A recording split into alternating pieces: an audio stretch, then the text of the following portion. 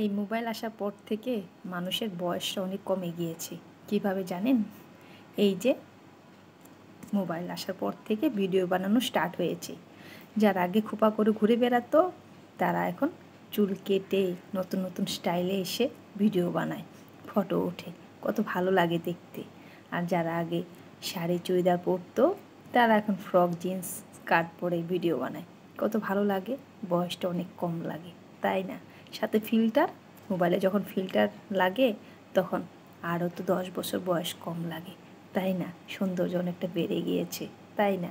খরচও অনেকটা বেড়েছে স্বামীদের। জানেন কিভাবে? এই যে নতুন নতুন ড্রেস, নতুন নতুন পোশাক পরে আসতে হয়, না হলে তো ভিডিও বানানো যাবে না। একটা দিন একটা ভিডিও, একটা ড্রেসের, দ্বিতীয় দিন সেই ড্রেসটা আর পরা যাবে না। পরলেই তো দেখে ফেলবে, চিনে ফেলবে, লজ্জার ব্যাপার হয়ে যাবে। আগে দেখতাম সিনেমাতে সেটা হতো, একটা ড্রেস দ্বিতীয়বার দেখা যেত না। এখন সবার মধ্যে সেলিব্রিটিদের হাবভাব এসে গিয়েছে, তাই না? একটা ড্রেস দ্বিতীয়বার পরাই যায় না। কত খরচ বেড়ে গিয়েছে স্বামীদের, সেটা কি জানেন? তাই বলছি, সৌন্দর্য সাথে সাথে খরচও অনেকটা বেড়েছে, বয়স অনেকটা কম লাগছে সবারই, তাই না?